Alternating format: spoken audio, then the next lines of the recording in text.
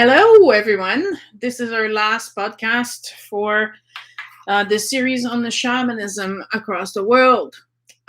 If you want to ask questions and post comments, you're more welcome to do so. You just need to be a subscriber. And so you're more than welcome to join us and ask us questions while we're doing the podcast. If you're watching this podcast or this video on Facebook at a later time, you can post your question and I will do my best to answer them. I keep track of all the videos and the videos stay on. We don't remove them. So there we are. Alrighty. So the last part of the shamanism across the world is on the Native Americans. Why did we leave them for last? Because they were not a mystery school. They were actually living in accordance to what the mystery schools were teaching. They didn't go underground. They were practically wiped out. First by their colonies, and then by being forbidden to talk their language and practice their way of life, their beliefs. And in light of the what happened last summer with the school and finding all these children, we're honoring them because their way of life, they actually managed to achieve what none of the other shamanic tribes were able to sustain anywhere else in the world. Some of them might have, but just like the Native American in Canada and the United States were forced to abandon their culture, not by choice, but by death or by threats or by manipulations.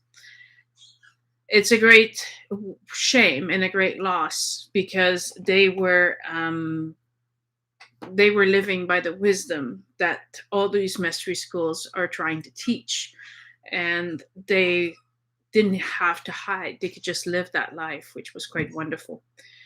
And so I left them for last because, contrary to the other ones who have to stay hidden in order to survive, the Native Americans were welcoming the whole tribe into what was a spiritual way of life. So it was not a mystery for them, it was a way of life. And so in that sense, they're a little bit more unique than all the other mystery schools that we explored. For them, everyone was part of the spiritual life. No one was excluded. Not the few made it at the top, but everyone reached the higher mysteries as it was their way of life.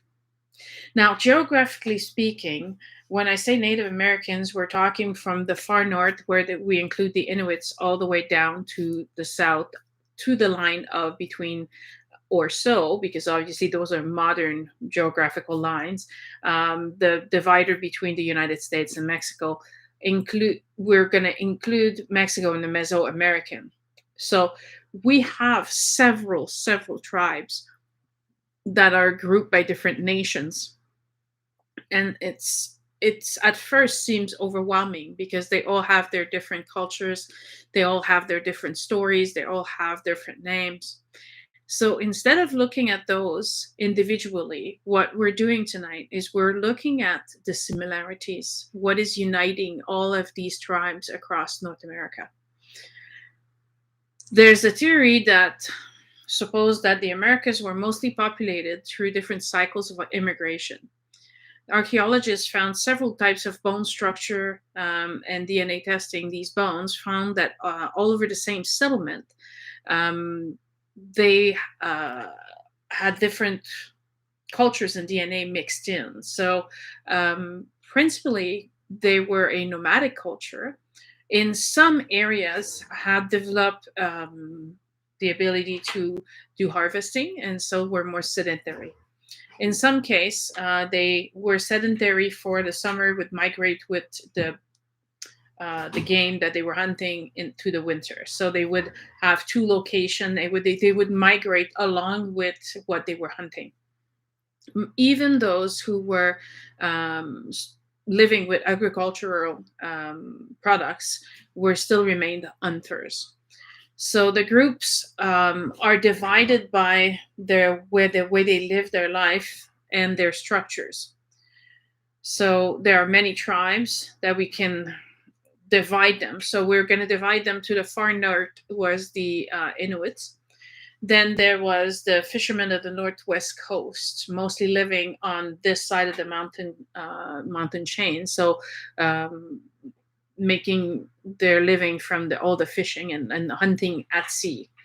The hunters of the northern forests. So now we're crossing on the other side of the coastal mountains all the way to Quebec. And it's all the northern areas. Then there's the farmers of the eastern woodland. There's the buffalo hunters of the Great Desert, the mound builders in the southeast, and the dwellers of the Mesa, which are basically the Hopi. And the buffalo hunters of the Great Desert in this case would be the Navajo. So these different tribes covered quite a huge continent that went from the Pacific Ocean all the way to the Atlantic Ocean.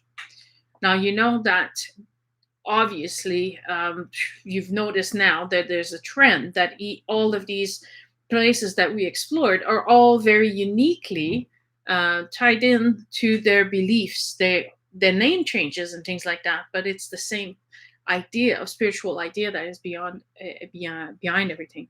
So we will explore the East Coast and the West Coast, as each coast has a distinct way of life. And the West Coast, they're much more pacifist. In the East Coast, they're more warring factions. The East Coast is influenced by Atlantis, where the Atlanteans resided.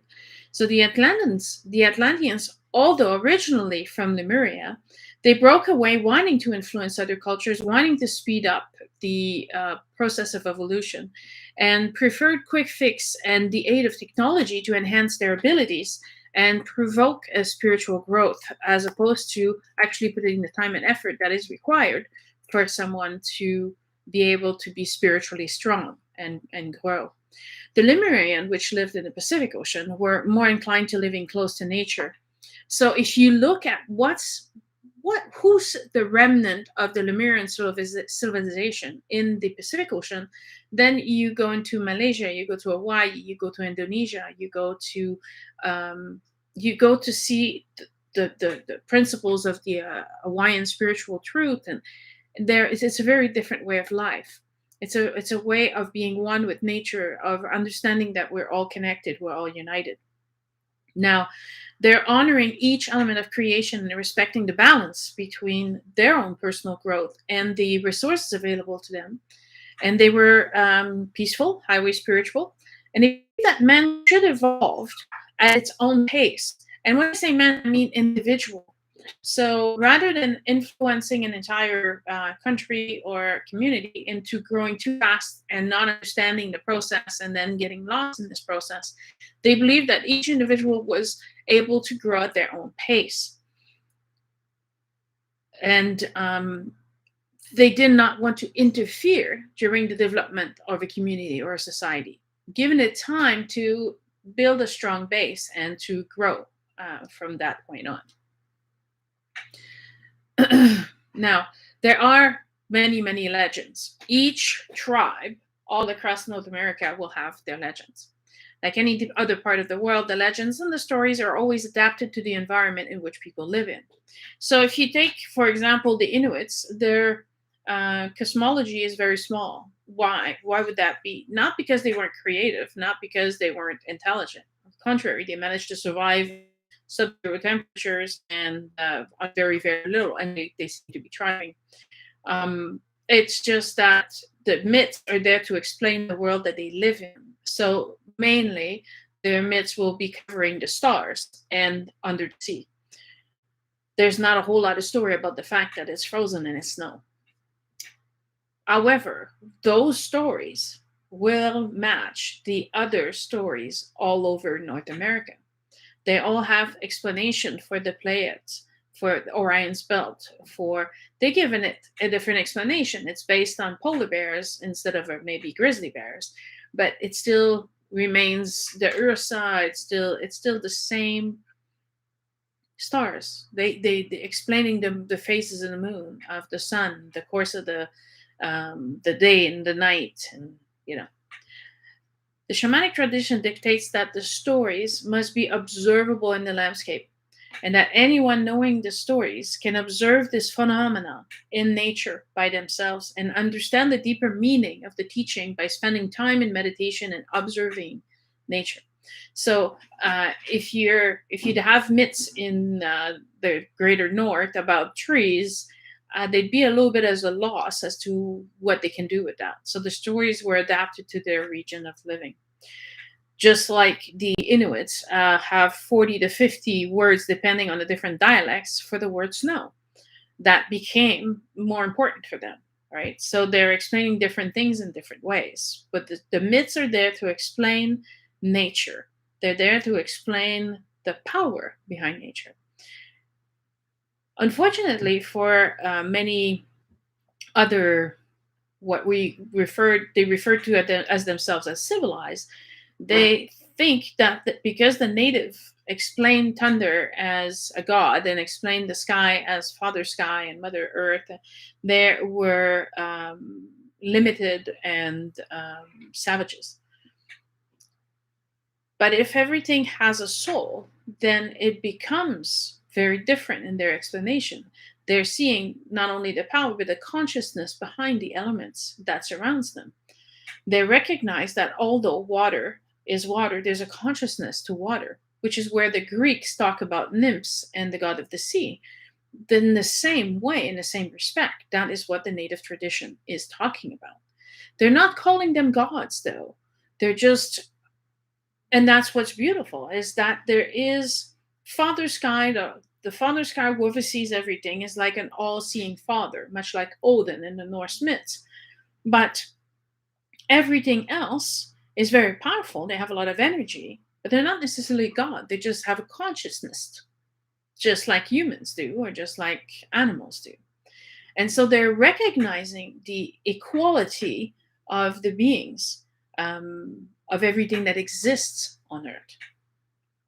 So, depending on which way you decide to observe and which reference you decide to read, you'll get a very different explanation that comes from the interpretation of their way of life and of their myths and of their beliefs.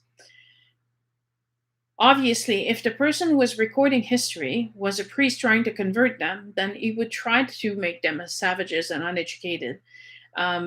If you're trying to, if you arrive and you feel superior, then you will judge everything that someone does with that air of superiority. However, in hindsight, if you look back, they had the proper way of living. I would very much be happy of still living that way. Even though they weren't heated houses, nobody seemed to be cold because everybody had shelter, as opposed to now. Many people are living in the streets, many people are alone, many people don't have enough food. And the sense of community that was lost is our loss. And they already possess that. So in the end, just like the movie Spirit, where you judge if the West was won or lost, in the end, you have to decide, did we win or lose when we decide to colonize other countries and making them change to fit our views and our beliefs, as opposed to being understanding and more open-minded and appreciating the value of their teaching. Now, the culture, the fate, and the survival of the different tribes is the significant link as the richness of the tribe and their ability to live in peace and the richness of their cultural development. What does that mean? It means that more was a tribe rich in food, in shelter, in permanent shelters, and their ability to provide for themselves, the least were they prone to try to attack other tribes to steal from them. And those tribes, the Haida, for example, on the west coast of Canada, lived more isolated off the islands because they had all that they needed. And by being isolated through the sea channel, they were able to protect themselves and be least subjected to raids. Because there was peace in their way of living, and because they could sustain themselves easily, um, doesn't mean that they didn't have to go, fishing and all that, but it was quite easy. Because of that, they could develop the richness of the cultural uh, abilities, hence the totems, hence the paintings, hence the carvings. In other areas of North America where the tribes had less success in providing for themselves, or the encroaching desert encroaching on their territory and ruining their ability to farm for themselves, started affecting the way they lived their lives and how they could survive. So, like the many schools of mysteries we analyzed in the past weeks, the ideals to overcome this animal nature of our incarnation on earth and to be able to transform into the spiritual nature that is our soul, um, they were doing this more efficiently or more part of their daily lives if they didn't have to worry about those animal needs. When we talk about animal needs, we're talking about the senses and the fact that this human body needs food, it needs shelter, it needs heat, it needs protection from the heat if it's cold. Um, the balancing of the nature they lived in. For example, the northern tribes that live in forests would wear long pants and long coverings because of the mosquitoes in the summer and the cold in the winter. They had needs that need to be provided for. So, for every new baby, the clothes needed to be made. They needed things. If you cannot provide the minimal requirement for your tribe or your group or your community, that is when they would fight. They would go to war to overcome the struggling to feed themselves and clothe themselves. They didn't have time to turn to their spiritual nature. Time was spent on survival. The cultures that we are interested in are the ones that we'll explore tonight, are the ones that worked towards that ideal. Um, just because they were able to establish peace. Now, this is something that we could learn from in this day and age, right? So, rich tribes and became organized tribes. The tribes with plenty of game or fishing, having their basic needs met, were able to grow in numbers. Whereas opposed to in the Inuits culture, not now, but some time ago, they would sometime, in order to survive, have to abandon a baby or a child or grandparents in the cold to freeze because they couldn't feed everybody. And so you limit yourself in the number of offspring that you will create because you can't provide means to support them. In a rich tribe, however, there is no such limitation, and so you can have multiple children. Eventually, it becomes that your numbers grow, and you need to be more organized as a community. And that's when peace treaties, festivals to mingle with the different tribes, and in a social way become very important, but also that allows for the individuals to spend time on their inner search and the discovery of their true nature.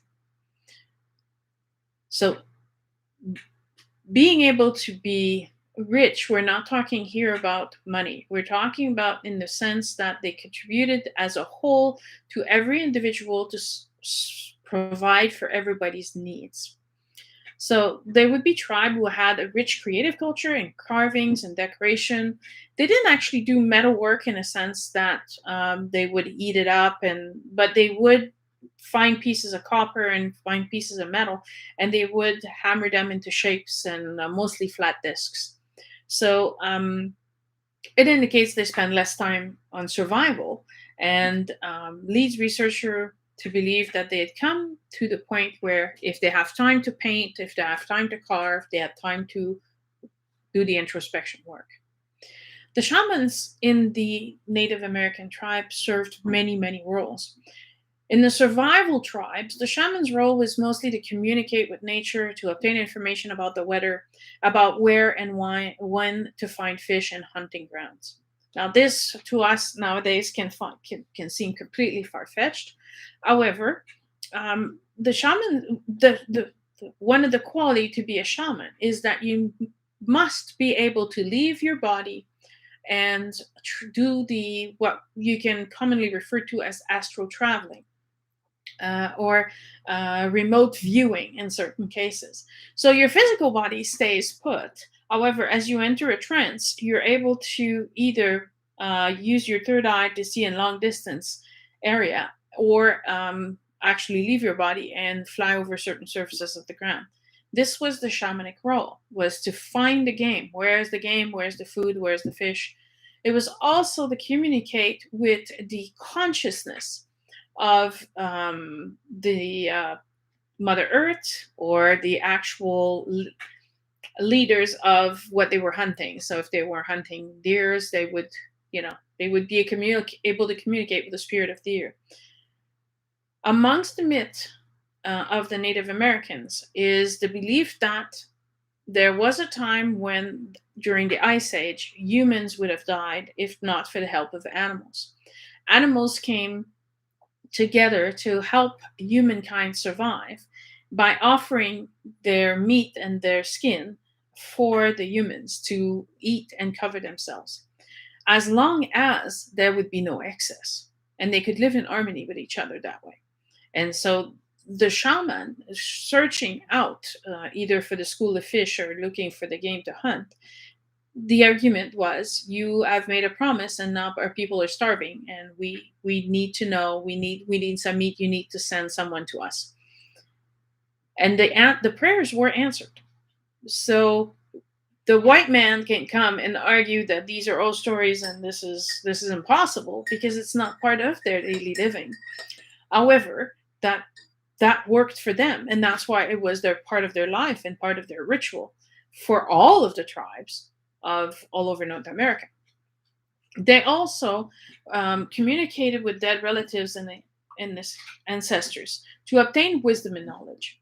So if an ancestor died too soon and take away some of the knowledge that didn't get passed on yet to the shaman could at least go and get this wisdom again from these ancestors.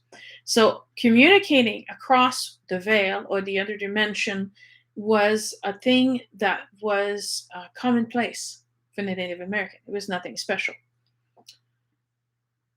The knowledge and the wisdom was passed from elder to youths. What is an elder? An elder is someone who's a grandparent.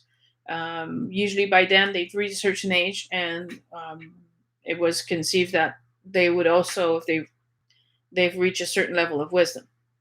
The youths are sent on a quest in a forest or in a desert, depending on where they live, with no food or water to survive on their own, and in hopes to obtain a vision. So for the Celtics, for example, this was called the vision quest. The vision was to communicate with a totem animal, which would help them build their path in this life based on the wisdom of that animal. But also, it would communicate with one, a spirit of nature. If this initiation, depending on the tribe, the youth would then become an apprentice to the elder and would start teaching what he knew to a youngster. In some tribes, the taking of the peyote, for example, is part of the ritual after fasting for a week and traveling through the desert to a certain cactus. And if you saw eagle feathers over the fire, then that's what would call you to be a shaman. So some of them is very, very, very specific. But in some other areas, just during this vision quest, as you would return and share the vision quest with your community, then they would see if it was just you have a totem animal and then you're going to be a hunter-gatherer farmer, or you were going to train as a shaman. The shaman's role was also to pass down the stories, the myths, because there were the wisdom that helped the community stick together. Those stories, those legends, and those teachings took place mostly in the winter months in each individual community. As it was dark and cold in the most part, that was the best time to pass these on. The stories being exchanged all their lives and done so as a community at large. So it's not like it was one little family around a fire and the father telling the story. It was the shaman telling the story to hundreds of people at once, and sometimes receiving the help of the apprentices, which became actors, wore masks. It was a form of entertainment in a way, but it was the same stories being repeated over and over and over again. So even those who weren't shamans, by the time they reach adulthood, would know the stories by heart as well. The stories were not changed, and they had to remain exactly the way they were. So they've been retold the same way without any upgrades or changes to the interpretation. Now, these stories may vary from one area to the next, with name change and certain scenery change, but within the tribe themselves, they would remain the same for the entire time. And so they remain unchanged for multiple generations. That particular cosmology of the Native American will include Father Sky, which is the all being. It sees everything, it covers everything, it touches everything, it's part of everything. At the same time, it's the formless being, right? It has no form. It's the sky. It's completely shifting. It's made of air. Then there's the Mother Earth, which forms matter. Now, how this earth is formed varies. Sometimes it's grown in the back of a turtle. Sometimes it's made from spit. But it's created all the time by a mother. And then there's the trickster. The trickster can be taking different shapes depending on where you are. They're varying as the coyote for the Plain Indians to the raven for the West Coast. However, he always plays a very important role in the transformation of the individual or the world. So because he played a trick, he's the one that spread fire to humans instead of just in one particular place in the entire world. So he tricks people. He's always playing games, but at the same time, without him, the world wouldn't have changed. And so he's the matter of change. So a lot like Seth, he plays the role associated to change, transformation. And twins are predominant. It's always a set of twins, which is very, very interesting because even in the Mesoamerica and South America, it's twins, two men coming and doing something that changes the course of history and of the world. So we have to make a difference between how the world was created and how certain, possibly two men, influence and transform the lives of the people in the America. Now, if you haven't guessed it yet, these two men, being wise, intelligent, and sometimes considered God, would have been either coming from Atlantis or Lemuria with the knowledge of agriculture. They're the one who bring about agriculture. They're the one who brings about language. They bring about healing. They bring medicine. So these two are not, in this case, gods. They are not quite human. They're not from the same class as everybody living in North America. But they are shaped like a human, and they are acting like a human. And they work together for the betterment of humanity, so that there's the end of horrors, plagues, and demons and giants, and bringing about a time of peace and harmony. Like the Irish, the Native American believed that you could visit the other worlds, and your ancestor, you could not eat the food if you were there. Now, in Ireland, you would visit the fairies, you would visit the little people, you'd visit other dimensions in that sense. For the Native American, it was basically that you would cross over to visit the ancestor. The ancestor was said to live in, I would say, the equivalent of what we describe as heaven, because it was better living conditions, nicer homes, cleaner homes, better food. No one went hungry, no one went cold. And that's where they went after their physical form would pass away. But their soul was very much alive and could be communicated with. You could exchange. But you couldn't eat the food while you were there. Or else you would be trapped there. Much like Persephone in the Greek myth, who ate 6 pomegranate, the seeds of a pomegranate, and then ends up spending 6 months of the year with Hades. So even though Technically, the Native Americans didn't travel to Greece, they didn't travel to Ireland. Now, we know that the Norsemen did come and affected a little bit of the Newfoundland natives there.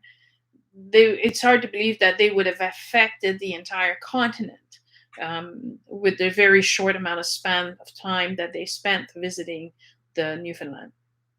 And they would go there to get timber to build things in Greenland. So they didn't even live there. It was just short interactions.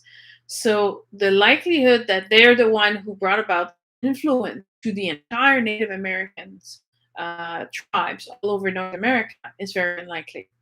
The source, in order to affect and influence all of these tribes, had to be very, very ancient, very old.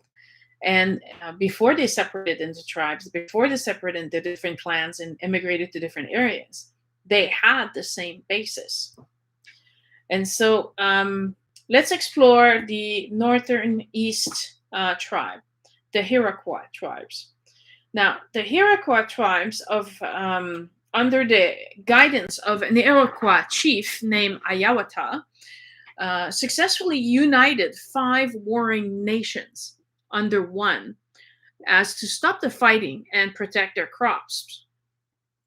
He was on his way to establishing peace. The idea was that he would, outside of the Iroquois, would eventually create and unite a united federation of Native American tribes. That was his dream, that was his plan. He managed to unite the Iroquois nations.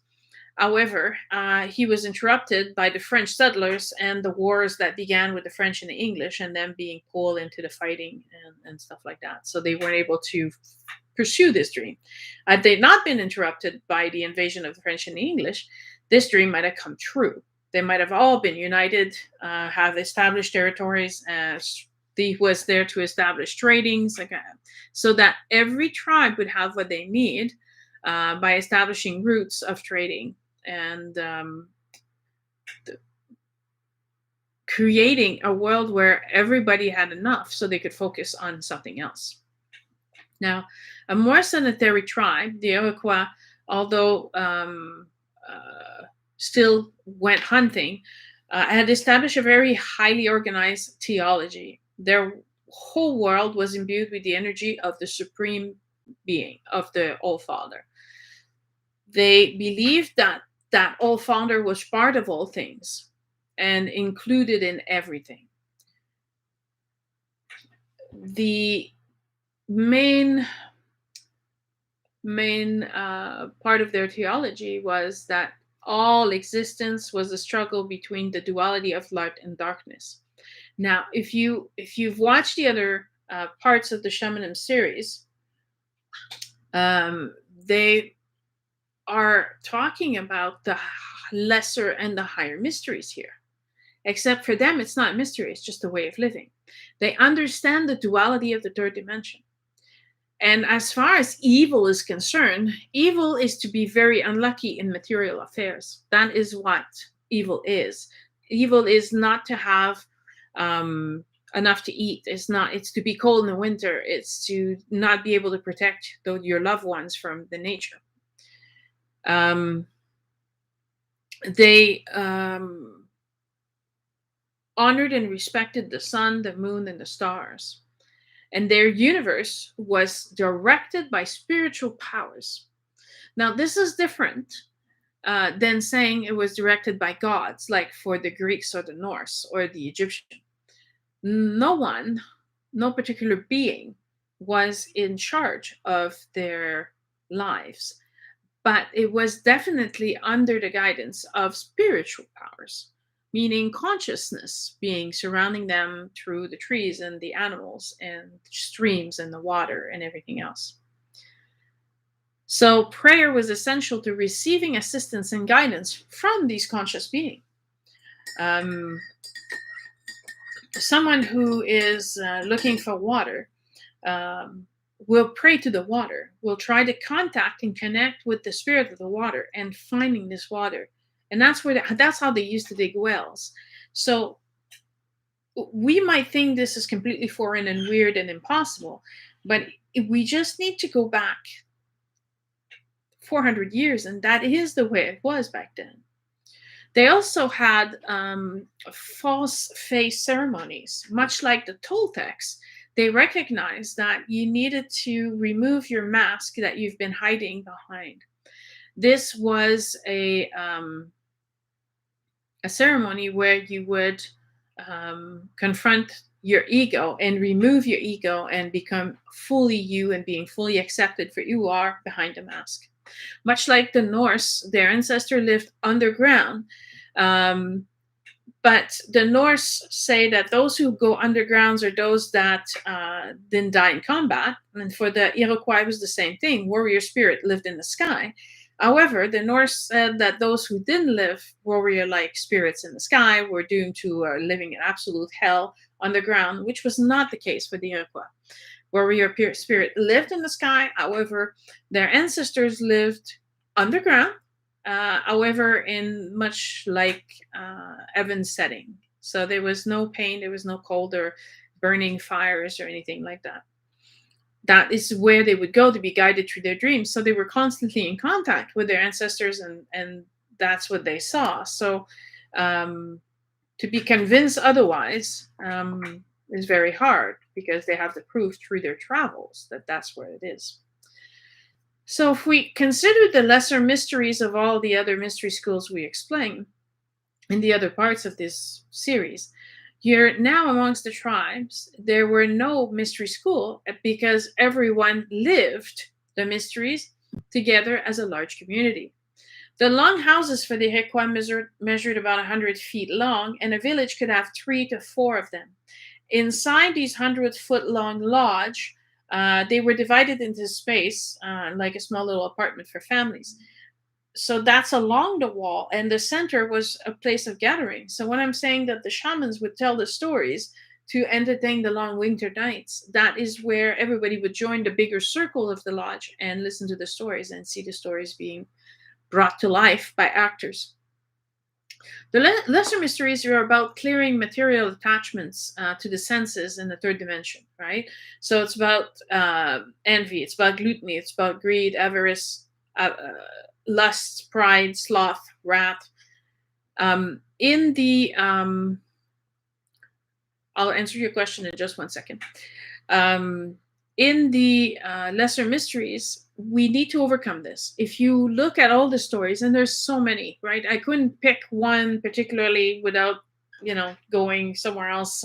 But if you ever read them, you will see that the lessons behind them are explaining.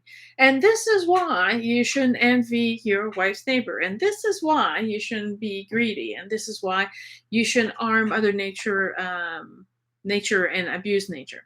So there's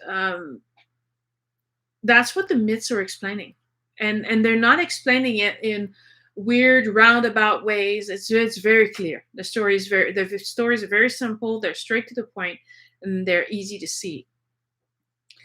So in the material temptation of the humans living into the third dimension, although the woes could exist amongst the Iroquois, the style of living was very much in favor of eliminating them from their lives, right? Because you weren't allowed to accumulate wealth, because all the wealth had to be shared. So there goes greed. But I'm not sure that you could completely eliminate perhaps envy, because if there's not enough girls in the village and the girl you were after is marrying someone else, that might make things hard. But as far as lust is concerned, the way that they saw lovemaking was not filled with shame and guilt. It was a natural thing that went between two people who loved each other. And so it was about love. It wasn't about so much lust. So they're very basic of their culture, preventing some of those things from actually existing, or might be a lot easier to overcome than it was elsewhere. They shared their positions. They could, by living together, they recognize how someone's gifts and abilities were a benefit to the rest of the group. So rather than envying those people, I mean, you could always do that, but instead, each person was valued for what they were bringing forward. So imagine now we're living in a world where we want to be recognized, where we're anonymous, where we're numbers, where um, we're not we're not being recognized. And so um, it's hard because we need to be acknowledged, we need to be heard, right? The way of living in a community is the complete opposite. Is on the contrary, to recognize your very soul contribution to this incarnation in this lifetime. And so every single person was important and valued. So the food the food was simple, so it helped with gluttony. They led active lives, so sloth was not very much part of their lives. You had everyone at to work, and they recognized that that was everybody had to put in an effort. So everybody needed to contribute. As everyone else contributed to the betterment of the life in the village, it benefited every single person. So let's see. I'll pause for a second and answer a question. Where vision quest pretty universal across the tribe? Yes, it is something that was worldwide, where shamanism is involved, where tribal communities are involved. That you look through Africa or any other continent. Yes, it was a vision quest was your coming of age kind of scenario. The vision quest was used in order to receive the message from your soul as to your soul's purpose and what you're meant to do. That's how you'd find if you're going to be a hunter, if you're going to be a gatherer, if you're going to be a farmer, if you're going to be what you're going to be. So yes, very, very important. Did the technique vary significantly from tribe to tribe? No, the technique is pretty much the same for everyone. They had to go alone. They had to leave without food and water. Usually, the quest could last between 24 hours to 3 days. What the youths didn't know is that someone silently followed them and made sure they were safe and protected. But the youths did not know that. They only found out about it after. So they had to face their own fears. They had to stay out in the dark. And this was not just for boys, it was for girls as well. Yes, very similar all over the world. Depending though on, like the Celts, they would do these vision quests specifically on Samhain and Beltane fire, the Beltane celebration. So when the veil across the world was the thinnest, so it wasn't on your birthday; it was at the specific time of the year. For the Native Americans, they would most likely do it in more suitable weather so that the youth was less likely to be injured or froze to death, or so they weren't stupid, right? They wanted to test the youth. And trust me, if you're 12 and you're outside alone in the dark in the forest, it's scary enough. You don't have to fight the cold on top of that. So it was for them to overcome their fear, to trust that they were protected, and to obtain a vision. Hence, the fasting was so important, because to deprive the senses is when you can fall into a trance. And so, as far as tribal goes, that would be the inducing of the trance, would be the deprivation of the senses. Now, here we have. I just got to see more. I don't do personal explanations, but you can always contact me later for if it's a personal experience. Um, yes, they were very open to the different types of people and their sexuality. Most times, when a man was what we would today define as gay, homosexual, he would be a shaman. Why would that be? Because he was more in touch with his feminine side than the other male, and he could comprehend and have more compassion, and he was considered more balanced in his male and female energy, and therefore better suited for the position. So being homosexual, that it was either for a male or a female, it suited you best for this purpose, because you can understand better um, the different polars of the energy of the feminine and the masculine. Yeah, there was no such term basically back then. It was they recognized that he was different. If he was a man being a shaman, he would be able to dress as a woman. He would be able to wear the attributes of a woman. And that's not just in Native America, that's also something that in the Northern Europe, the Norse tribes would also do. And they recognized that they weren't they weren't just men, and this goes back to honoring the fact that our soul is androgynous. Our soul is both male and female, and so the being able to be more in touch with that aligned them better for this position. All right, now let's go back to things to overcome. They had to, however, there was quite a bit of pride through the warriors who would prove themselves through heroic acts.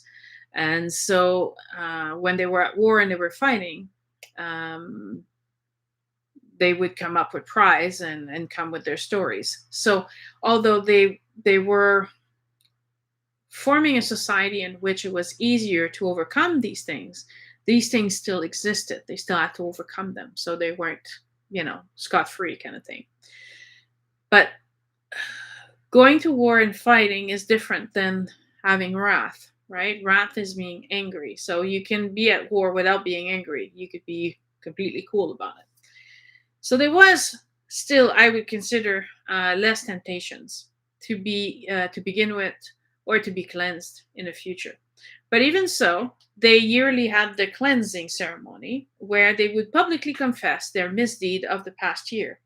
And having lived in a community where you're sharing a house with 100 people, if you didn't confess, trust me, everybody would know that what you've done anyway. So if you're going to confess, that wasn't going to go over well. It was part of a cleansing that still exists even amongst the Toltecs today, where you have to clean the emotional parasites as well as the physical parasites that you have accumulated during the year. They do this once a year. For the Toltec, it's a 45-day cleansing.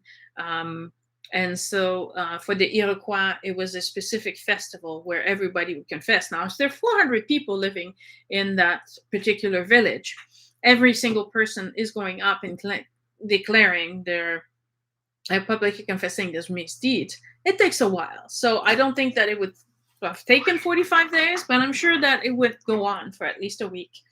There's no timeline associated in the research that I've done, but being logical here, this was not something they would have rushed through. They would have taken the time to do this properly. Now, since their way of life inspired a clean living, a clean emotional body, they were also already prepared as a tribe to enter in the higher sphere of the spiritual knowledge and living as a community as opposed to individuals. Which brings us to the higher mysteries. What are the higher mysteries teaching but to live with the knowledge that we are inhabited by a spirit or a soul, and that all things around us are also imbued with the energy of Creator in the form of the spirit energy, and that they're all connected? Amongst the many legends of the Native American people are examples when entire tribes are punished after the misdeed or of a few. For example, there is one of those stories where 2 or 3 youths are fishing with the rest of the tribe and they're capturing salmon, but they're cutting the salmon and putting embers in it and throwing the salmon back into the water, and the salmon are suffering, and it's terrible, and it's eventually that salmon will die from the pain and from the injury inflicted. And the elders are telling the youths, don't do this, this is wrong, you should respect the living things around you, and you should waste food and animals, and it's terrible. And as a punishment, the entire tribe goes hungry and there's a famine. Other stories explain that it's wrong to accumulate or kill more than what is needed than for sustaining the tribe. So if you're a really good hunter and you can catch 3 deers, well, that's fine. As long as your community can use the 3 deers, it's fine. But even skinning a squirrel and leaving the carcass behind and not using all of the squirrel and eating the meat and honoring the squirrel for a sacrifice would get the entire tribe punished. So we're not talking necessarily about killing one buffalo too many here. We're talking even about a squirrel. So the specific of the story explains that no matter how small the creature, you shouldn't kill unless you need it. Then leave it alone. The trees and the earth and the animals were an integral part of the shamanic living and the tribes, where they would their lodgings, their clothing, and their sustenance was based on everything that surrounds them. As far as archaeological evidence goes, there's very little evidence of the tribes actually passing through, because the tribe lived close to nature, respecting it, and everything they had was compostable and returnable to earth. They left little trace of their existence, their lives, and they lived harmoniously in nature until the arrival of the white man. Their impact was minimal on nature. They were trying to affect their environment in the least amount of possible way in order for the nature to be regrowing and resourcing itself. They understood the harmony of the balance of their impact on the environment. In that sense, since all the tribe were initiated into the higher mystery as living as one, the role of the shaman was more of a guiding one and restoring peace when it was perturbed. Right? I'm not saying that there was no arguments. I'm not saying everything was always perfect. But when it did happen, that's when the shaman would step in right away. And living in a community and living where everybody sees everything and you're all living as one, then it would be easy to feel the disturbance in the force, if you will, right? You could see when something happened. And rather than letting it fester, rather than ignoring it or looking the other way, they would give it some time to see if they could work it out. And if that wasn't working, then they would automatically intervene and step forward to resolve the conflict, because that was unhealthy, not just for the two individuals, but for the entire community. The shaman did use herbs to heal the wounds, prevent infection, and set injuries, to heal the physical body. But it also helped the emotional, mental bodies when the members of the tribe were hurt, or by loss or death, or when anger or envy arose. They were also their spiritual leaders, but not in the sense that others relinquished their power to them. Right? That's not how they would lead. They would lead by example, but also as teaching the way of the mysteries by perpetrating the myths and the stories, and showing them how to do their practice, how to live.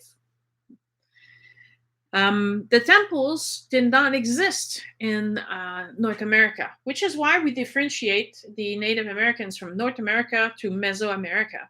In Mesoamerica, they have multiple temples built. They have all these pyramids all over the place.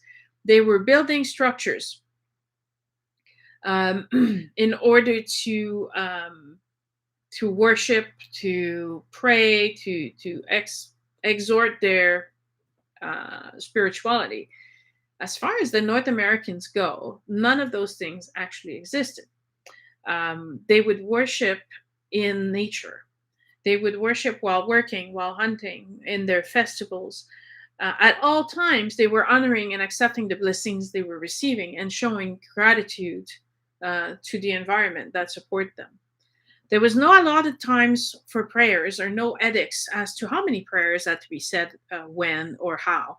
It was a constant attitude of being one with nature and being grateful for all that you receive. I've often heard that I'm on Indian time, which means that I'm not always on time. And I believe that if something doesn't happen at a certain time, it's because it's not meant to happen. And there's two ways to react to this. I could get really, really stressed and start sweating profusely and say, "Oh my gosh, I'm going to be late. I'm not going to be on time." Or ask myself, "Why is this happening? Why is this happening right now? What's more important?" If I'm delayed to go to an appointment while I'm driving or public transport, then I'm telling myself, "Well, maybe I'm avoiding an accident down the road. Maybe this is to protect me, or someone I need to meet, or this isn't the right time," or I don't know. I don't always know what the answer is, but I trust in the universe that as it's happening, this is what is supposed to be happening. So rather than getting frustrated, I keep a more open mind to the synchronicity of what's happening and trying to see what else is grabbing my attention. What is the message here? So, in the same way, rather than forcing things to happen, you're more into contemplation.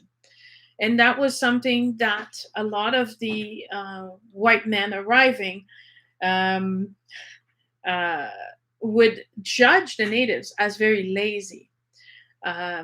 They weren't lazy, but they were spending more time observing nature and reflecting before acting. My father would sometimes, I remember I would ask him a question, and I just by the look on his face, I knew it was going to take a while before I could get an answer, because he would go into that thinking space. And that did not mean that I could leave. I had to wait. And I practice this with my children. Now, if some of you have children and you're watching this, when your children come to you and they ask you for something, get them used to saying, I will think about it. And my children was quite upset. They wanted an answer right away, because that's the generation into which they're living now, right? It's instant gratification. They always want to be um, gratified immediately.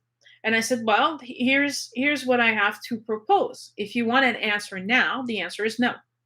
And they'd be terribly upset over this. I said, but if you give me time to look at it, explore the idea, I will come to you with an answer later on. It could still might be no, but it could be yes. But right now, I have to figure out how I'm going to make this work, and if I can financially afford it, if I have the time to take you there, if this works with the greater plan of everybody else in our little community of our family. And so this helped accustom my children, which are now all in their 20s, to think first before simply embarking with the excitement of, yes, let's do this, and then facing consequences later. The native were like that. They would take the time to think, to see if I do it this way, is that the best way? What might be the possible outcome of this action?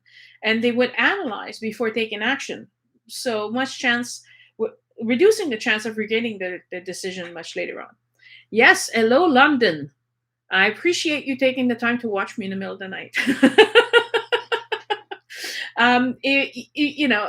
It's great that you're watching live, but know that this channel, everything is recorded, so you can watch this at any time when it suits you the best.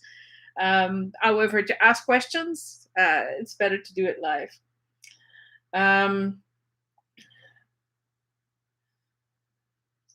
It was very much living in the moment, and that's why time works differently when you're living in the moment, because you don't feel the pull of the pressure of having to be there or complete certain things at a certain time.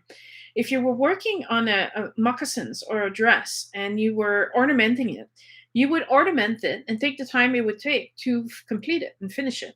And when it was done, it was done. And that's just the way it would work. So rather than filling your schedule, and this is I think the challenge for 2021, is that we fill our schedules and we fill every moment of every day with a ton of stuff to do, and leaving very little room for us to be following our instincts or creating a synchronicity that could happen, because we're always rushing from one place to the next.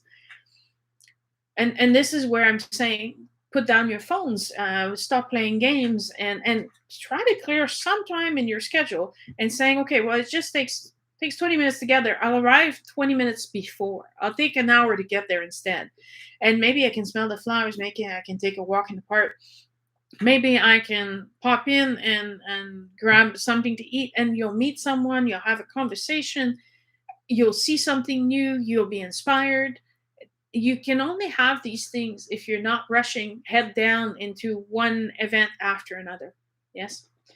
And so that was the way that they would honor and pray and be one with nature. It's to be connected and taking the time to plant firm roots and be in the presence. So that was the Eastern Iroquois tribes. Now I'd like to go to the Western tribes, where we're talking about the Haida, the Navajo, and the Hopi. The Western tribes are typically more peaceful. They're richer in their art.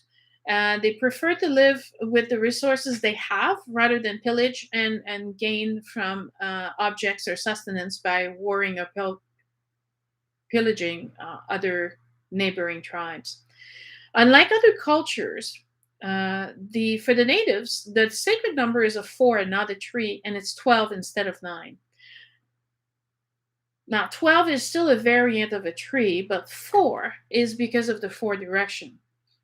Again, they're very close to living with the world. They're very aware that there are different directions. And so their whole cosmology and their whole culture is based on those 4 directions and that number 4.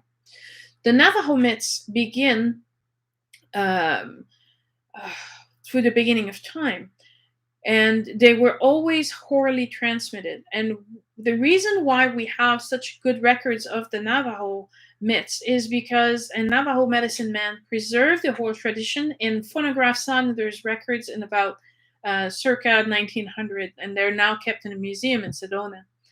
The Navajo have myths that actually explain the creation of 4 worlds prior to the one we're living in. This is important because this means that their knowledge goes far beyond the reach of this epoch. And we know this through archaeology, through anthropology, and through excavation. We know there were dinosaurs. We know there was an ice age. We know there was a flood. We know this because we found evidence of through digging. They know this, and it's in their myths. They are saying that one of those worlds was destroyed by the flood, and one of these worlds was destroyed by fire falling from the heavens. So that it's meteorites or volcano eruption, and that created eventually the ice age. They know this. That's in their myths. So their knowledge goes really, really, really, really far back. This is something you must appreciate. It's interesting that they have been preserving history through tens of thousands of years. And we couldn't do that. We had to find that out through digging and research and archaeology and stuff like that. Right now, we're living in the 5th world, meaning the 5th time that the human race is repopulating the planet. In this 5th world, humans were required to undergo a physical death, meaning that prior to that, they could live very long lives. If you just refer to the Old Testament, you can see in there they lived for hundreds of years, and so now this 5th world made our lives a lot shorter. They had to deal with plagues in the forms of giants and bestial beings because of their arrogance. The sacred feminine, feeling the pain, decided that to send a virgin, through a virgin, two boys, a set of twins, to restore balance. So there we have it again. We have the twins and we have a virgin birth. And these 2 brothers who are born had to die and be made whole again in the 4 directions. So it wasn't just one death that we talk about in the tomb of the Egyptian pyramid. It had to be 4 death in the 4 direction, but they are made whole again. So they're alive, and they're being tested by the sun.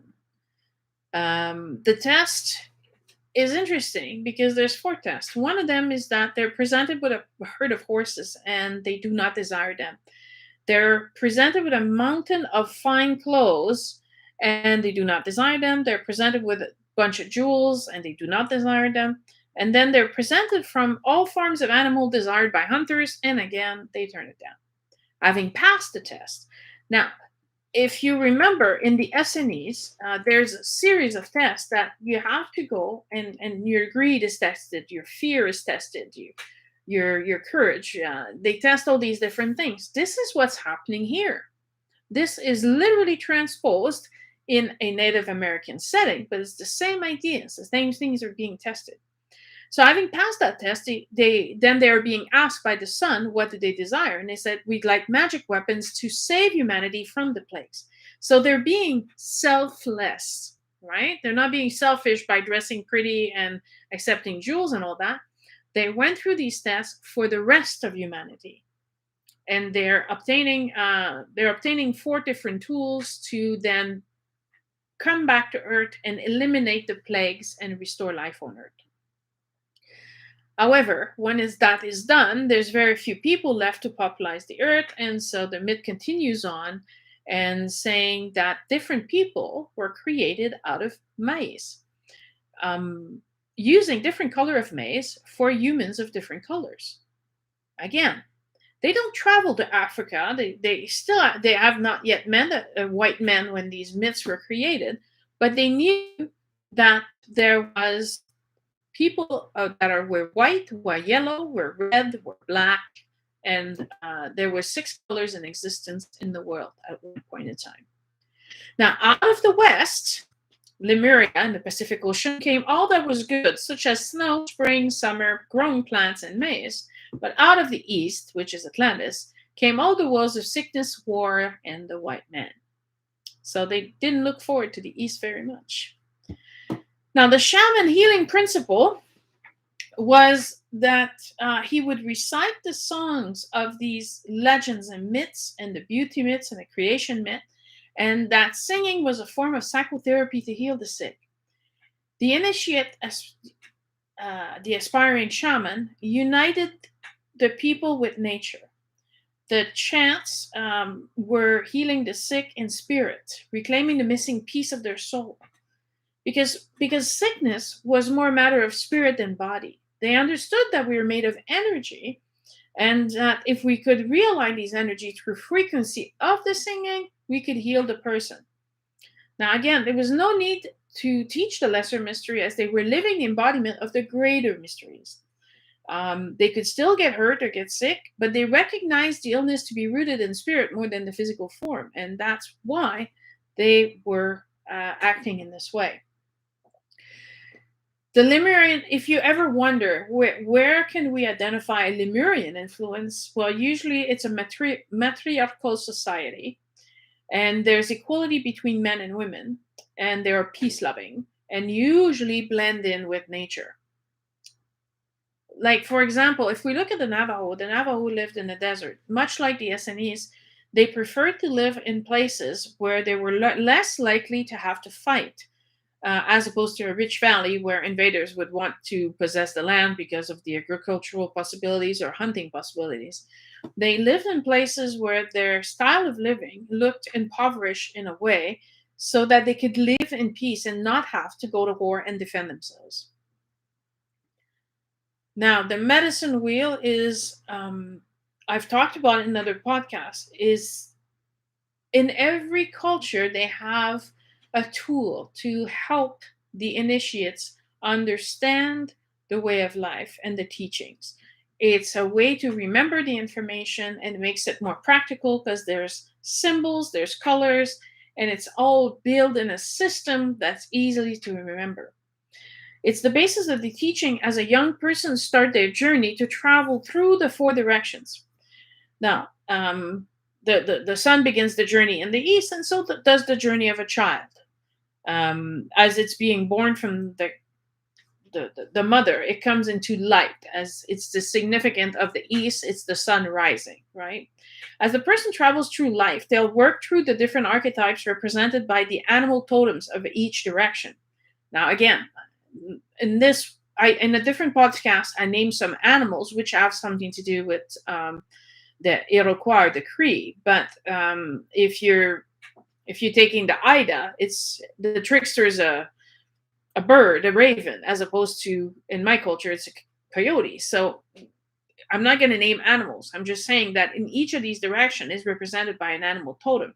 The animal totem will vary depending on the prairies, the mountains, the west coast, or the desert. But they have teachings that they are imparting. And through that, you are letting go of your warring nature, of your pride, of your all of these things behind in order to grow. The colors of the wheels will vary from region to region and from one culture to another. Mostly probably because of the ability to make certain colors wasn't readily available in some areas, and the stones or the landscape where the tribes live called for different colors. However, the east represents the new day, a new beginning. And then as you travel through surrender from war to peace, from envy, pride, lust to compassion, love, and trust. And at each cardinal point, a new totem animal arrives, teaches you. So the south is midday, the fiery passion, the source of communication, youth, fun, pleasure. Now, all this is exciting. If you look at it in the sense of a chakra, it'd be the sacral chakra, right? It's appetites, desires, and it's also learning to respect, learning to know limitation, boundaries, right? It's fun unless it's not fun anymore and the other person is pushing too far, right? This is all the part of the southern journey. When you go into the west where the sun is setting, you enter the darkness. That's the inner search, the introspection, the search in the recess of your subconscious, what lies there. And what is ever discovered is going to be healed as you continue traveling into your journey to the north, where the ancestors lie, where your tradition lies, where your roots are. It's the unknown, but it's also through this unknown you develop creativity, imagination, the dreamscape, the land of vision, the guidance from the other side. And then you return, you complete your circle to the east. Now, um, when you're reaching the east, you're not going to keep going around in circle because that would be defeating the purpose. Instead, you're being offered a song where you are raised up to the next circle. So, in evidence, it becomes a spiral, right? And that's why the spiral is the symbol for most of the indigenous tribe across the world. It means to rise, to grow more, and the spiral grows bigger because your wisdom grows more, and your journey takes longer because of the new difficulties or the challenge that you're facing. Um, but it's the synonym of the ascension that we're talking about in the higher mysteries. As you are rising your vibration, you're rising your energy, and as you're growing in wisdom and you're acting more in love and compassion, you ascend to higher level frequencies. So, this takes place from the darkness of the ancestral world, from the center of the earth, where you come back out and you're lifting the sun into the light. Okay? Um, the main difference between the Native American and other tribes across the world is that, um, well, there's tribes and then there are mystery schools, right? But if you look at tribes, because the symbol for Aboriginal tribes is the spiral, it means that they recognize that life continues on. And so we're constantly in motion, and as such, we're continuously being challenged over and over again. Now, obviously, the challenges, they're very different depending on your age and which cycle of life you are. Your first challenge is to be born, to learn to speak, to learn to walk, to eat, to wash yourself. But these are challenges in itself. But then you enter adulthood at around the age of 12 for boys and when girls get their first period. And we continue to travel the circle, facing new growth, new challenges as hormone course through our bodies. We reveal our sexual nature, and now we're having to deal with lust. We're having to resist temptations, new temptations. And we also have a need to assert ourselves, but we have to do so without harming others. We are testing our independence. We need to find our own strengths, our abilities. And when that cycle is done, then what do we do with these abilities, these gifts, these strengths? You journey on as a wife or a husband, a parent, a worker, a grandmother. The cycle keeps growing, evolving, and expanding. It's all about a critical balance. The Native American were trying to live in harmony and balance with nature. They recognized the need to not only take what they needed and allow for regrowth and other animals who they shared their sustenance with to continue grow alongside them. For examples, if they were fishing for salmon, well, the wolves also ate the salmon, the bears also ate the salmon. So the salmon wasn't just there for humans; it was there for many other species. So this balance needed to be reached for everyone to continuously be fed and grow. From plant medicine to natural medicine to healing the mental body, to the inner emotional body, they did recognize their divine nature. Now, some of the books I've read state that Native American did not evolve in their spirituality to the point where they recognize themselves as a part of the divine and only see it as a separate entity to themselves. Now, I completely disagree with that. As they recognize their divine nature, they also recognize the divine nature of all things. And it's why they held nature and everything in it with such a high respect. Why they believed in balance across the board. Why their myths are teaching about not harming fish or animals. Why their myths were saying that you must treat others with respect. You need to have permission. You need to enter a relationship in truths. You need to treat other people that are not part of your tribe as brothers and sisters, because we are all one under the sun. And so, although some tribes did have the use of slaves, for the most part, they recognize themselves all as equal. Now we're talking about Lemurian more than Atlanteans, but I do admit some of them did have slaves, but they still recognized those who were still living by the principles of the higher mysteries. They recognized their divine nature. They recognized the divine nature of everything around them, and they recognized that they were one with the divine. And it's because they see themselves linked with everything that when they salute you, they say, "Oh, my relations."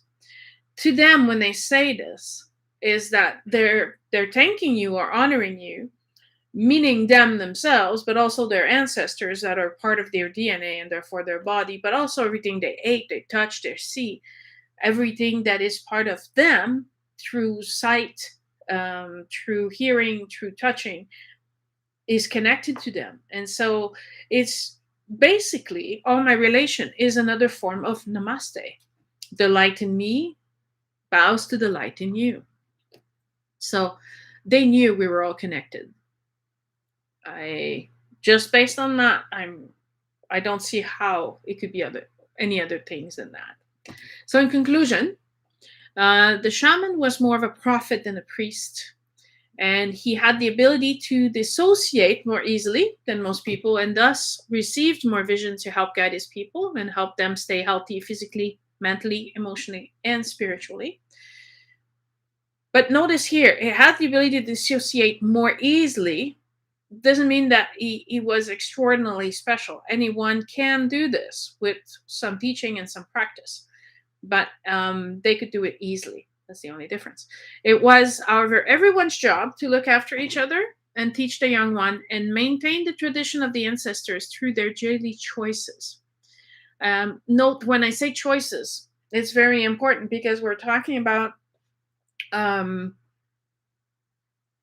recognizing that every day you can choose to repeat the same actions over and over again, or you can choose to analyze, is this the best action that I can do, and is this the best way to do it, and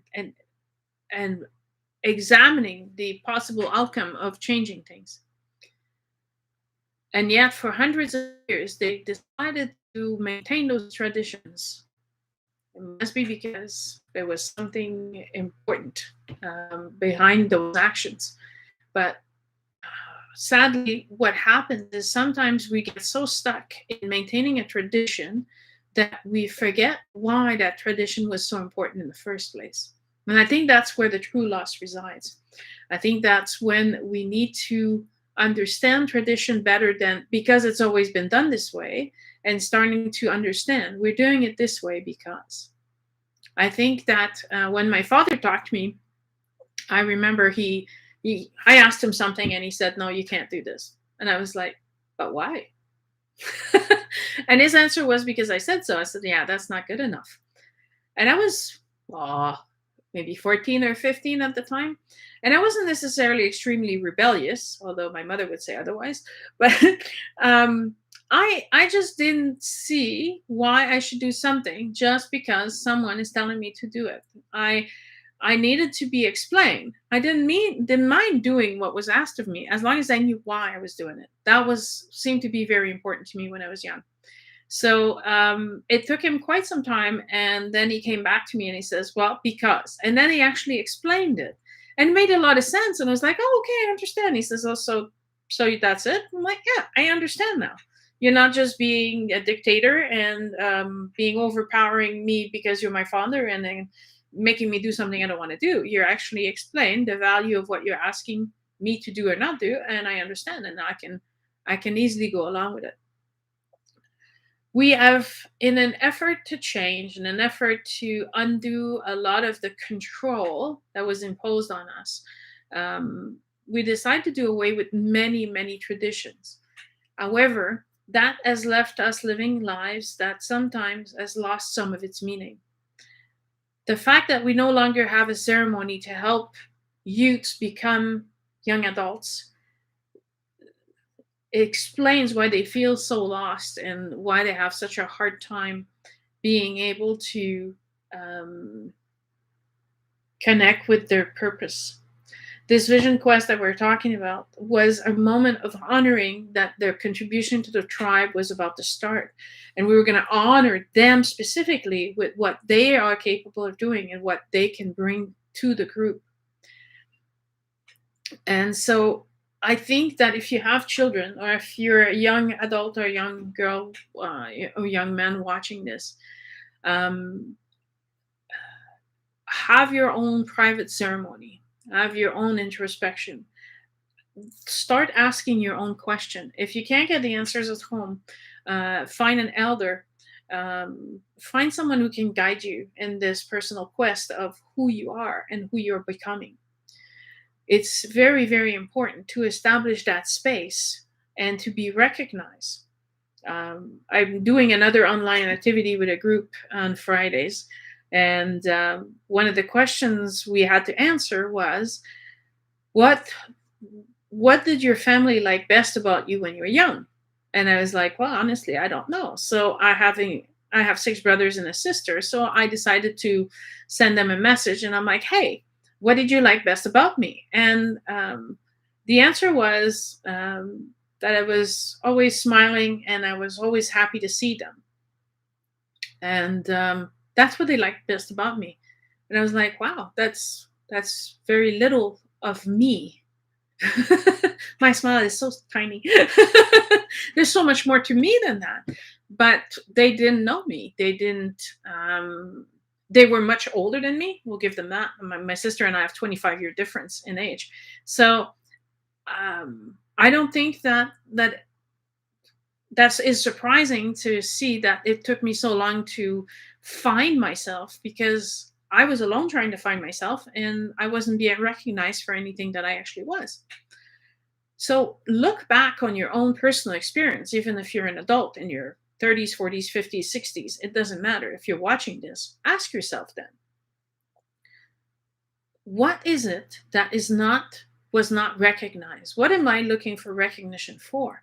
What is it that I denied myself because everybody else didn't see it? These videos are not just to teach you about shamanism, they're to help you on your journey of self discovery and introspection. So, yes, we will have eventually some workbooks that are coming out in 2022 so that you could do this work in a more specific way with actual questions that you will answer, and it will guide your introspection and your self search. It doesn't mean that you can't start asking yourself some of those questions and start doing some of the exploration.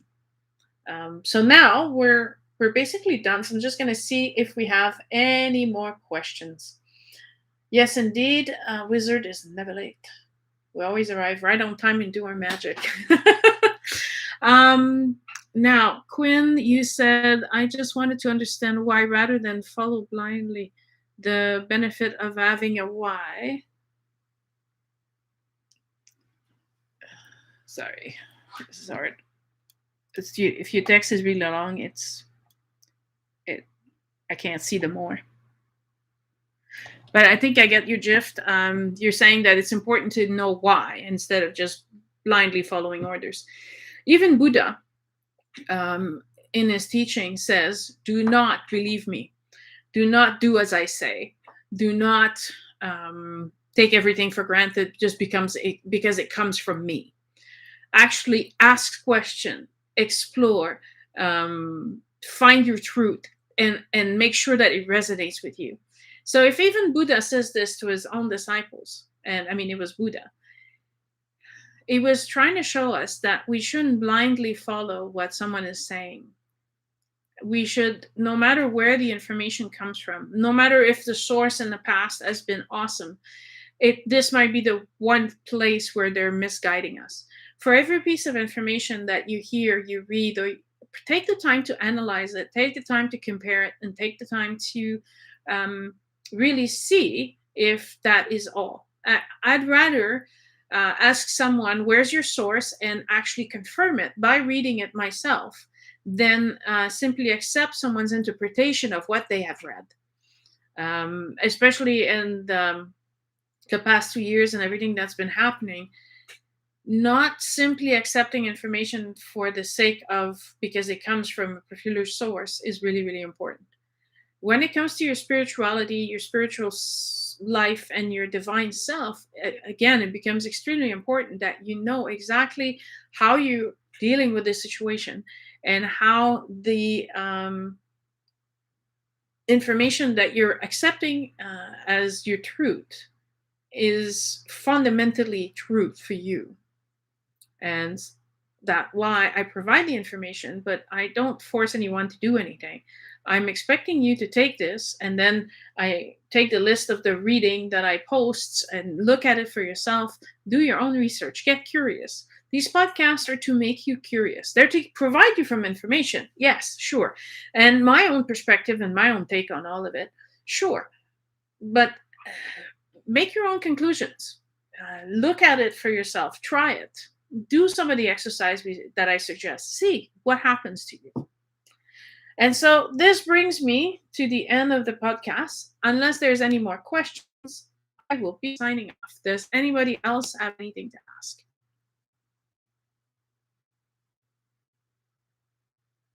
It looks like I've answered everyone. So I bid you all good night. And this is the end of the series of 8. Where can we find more courses? If you're interested in working with me, you can log on to my website, which is www.sonya, SONYAROY.com. Normally, I travel to several different countries. I've been teaching all over Europe. I teach in Australia.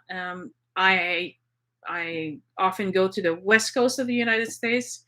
And so we're waiting now to have the frontiers open up again, and we'll be able to start doing that again. Everything's been put on hold because of all the COVID stuff that's been happening, but this will begin again, and we'll go back to our teaching and conferences and sharing. But right now, if you're interested as well, we do have online groups. We function that way, so we're allowing other students that have started working with me all over the world to be able to continue their work, and we can do one-on-one as well. So there's many options if you're interested in working with me. And like I said, in 2022 we're going to be publishing workbooks, so that even if you can't travel but you're interested in the way that I present things and the way that I teach, and you're willing to do your own personal work, this guiding instruments, these workbooks, will be available as well. So the best place to find all that is on the website, and maybe signing up for the newsletter to be kept up to date on the new developments. If you're watching on YouTube, to become a subscriber, and then you'll be advised whenever we post something on there. If you're following through Facebook, becoming a follower helps advise you whenever we post new things. So that's the best way to get a hold of us. Yes, those books are coming out. A lot of research. I hope you appreciate all the research that goes into these podcasts, and understand that while I'm doing that, I can hardly do anything else. So now that the podcast series is finished, we're using the material from the podcast to build those workbooks and put them together. So they'll be coming soon. I am grateful to all of you for watching, participating, asking questions. I thank you all very much. And I'll see you next time for the next series of presentation on these different teams. Just look at the website to know what's coming next. Thank you all, and good night.